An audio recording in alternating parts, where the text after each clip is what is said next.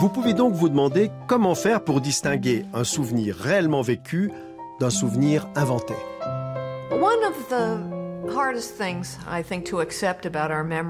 L'une des choses les plus difficiles à accepter concernant notre mémoire, c'est que, sans vérification, il n'y a aucun moyen valable de savoir si un souvenir est vrai ou s'il est produit de l'imagination, des rêves ou d'un autre processus.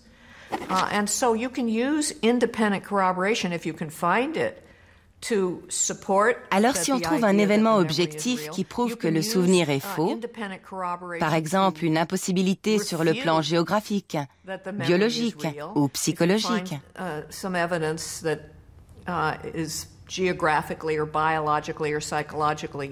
alors on sait que ce souvenir est inexact. Mais sans cet événement objectif, il est quasiment impossible de faire la différence entre un vrai souvenir et un faux.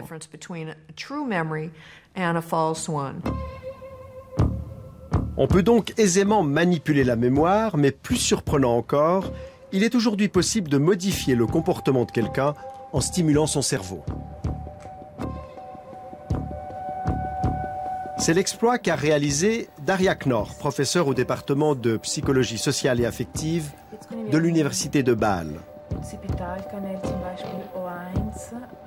Cette neuroscientifique de réputation internationale connaît de près les méandres du cortex préfrontal latéral, une zone qui joue un rôle important dans la prise de décision. Darja Knorr a mis au point une technique permettant de désactiver temporairement cette zone, donc d'influencer directement votre comportement et vos décisions. Nos recherches démontrent clairement, nous l'avons constaté à travers 9 études, que lorsque nous stimulons une zone bien précise sur la partie frontale du cerveau, les gens peuvent changer de comportement en devenant par exemple plus impulsifs ou moins corrects.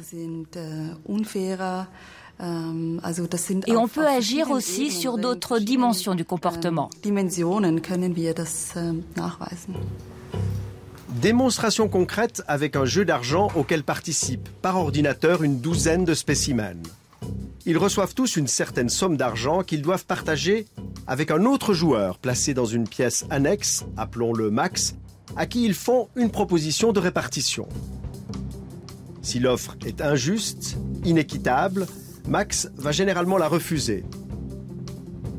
Et personne ne reçoit l'argent. Lorsqu'on est confronté à une offre inéquitable, on est face à un conflit. D'un côté, on aimerait avoir l'argent, mais de l'autre, on trouve l'offre tellement injuste qu'on a envie de la refuser pour punir celui qui la propose. On est donc face à ce dilemme et on le résout en punissant celui qui viole les règles établies en faisant une offre inéquitable.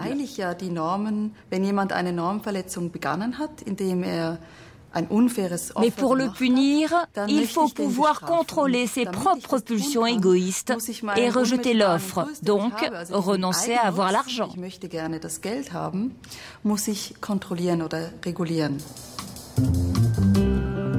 Au nom de l'équité, Max se prive donc d'un peu d'argent et il inflige une punition à l'autre joueur qui sera aussi privé d'argent.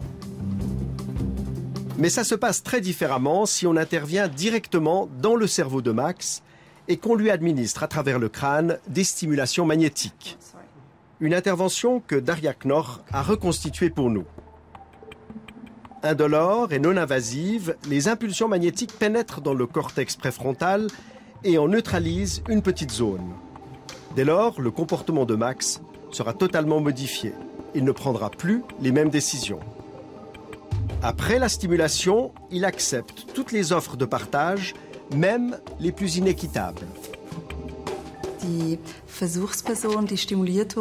La personne testée reçoit des impulsions qui désactivent temporairement les fonctions de la partie frontale du cerveau. Cette personne est ainsi plus capable de punir l'autre, elle veut l'argent pour elle, très égoïstement. Et ça lui est complètement égal de savoir si le comportement des autres est équitable ou pas. Après cette intervention, Max est donc devenu égoïste.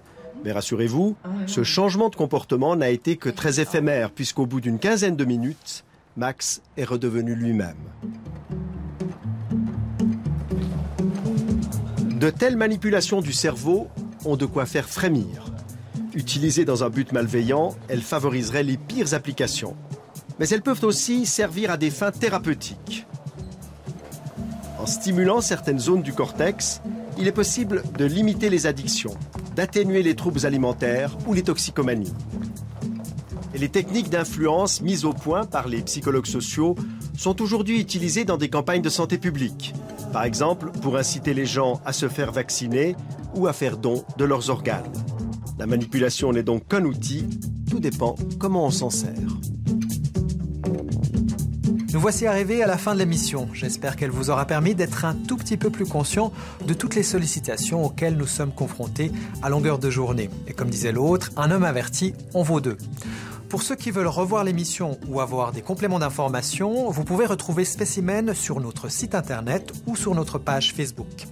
Votre prochaine émission sur le comportement humain, c'est le mois prochain. Nous allons observer de très près notre rapport à l'argent.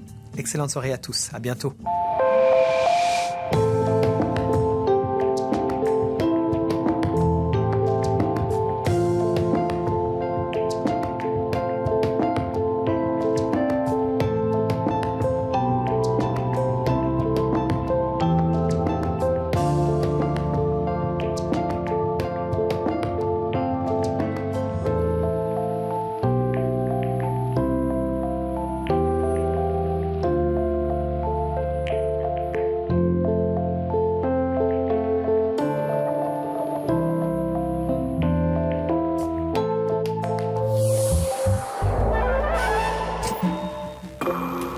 Pendant que la Suisse et ses ingénieurs célèbrent le percement du Gothard, les habitants des environs du tunnel en souffrent depuis un siècle.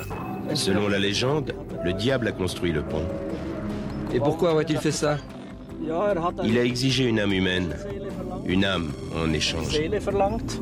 Et nous, Uranais, nous n'avons pas envoyé en premier une personne, mais un bouc pour traverser le pont.